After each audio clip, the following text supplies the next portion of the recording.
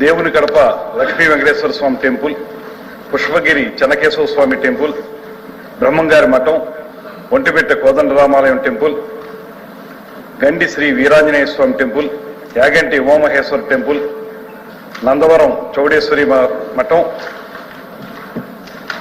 మహానందీశ్వర స్వామి temple, వీటన్నిటినీ కలిపి ఒక ఆధ్యాత్మిక పర్యాటక కేంద్రంగా మార్చాలనేటువంటి ఆలోచన ప్రభుత్వం ఈ మధ్యకాలంలో చేస్తూ ఉంది. ముఖ్యంగా ఒంటిమిట్ట సీతారామస్వామి వారి దేవాలయం తిరుమల తిరుపతి దేవస్థానం వారి ఆధీనంలో నడుస్తూ ఉంది. ఇప్పుడు కొత్తగా మేము తీసుకున్నటువంటి ప్రత్యేకమైనటువంటి పాలసీ తరఫున ఆధ్యాత్మిక టూరిజంకి కొన్ని టెంపుల్స్ని, అదేవిధంగా eco tourism, adventure tourism, wellness tourism, ఇలా వివిధ రకాల టూరిజం యాక్టివిటీస్కి డిఫరెంట్ సర్క్యూట్స్ ఏర్పాటు చేయాలనేటువంటి ఆలోచన చేస్తూ ఉన్నాం.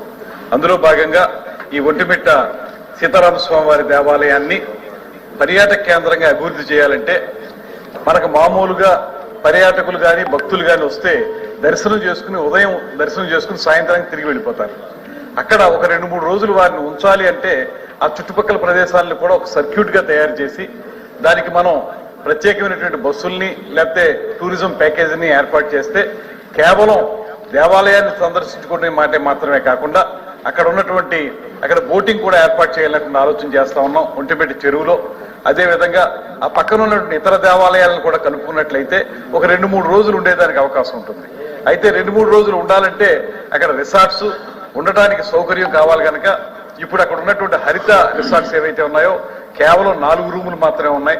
వాటిని పెంపొందించి ఇంకా మరిన్ని రూముల్ని, సౌకర్యవంతమైన రూములను ఏర్పాటు చేసి అదేవిధంగా అక్కడ ఉన్నటువంటి రెస్టారెంట్ కూడా చాలా అద్భుతంగా నడుస్తుంది అధ్యక్ష.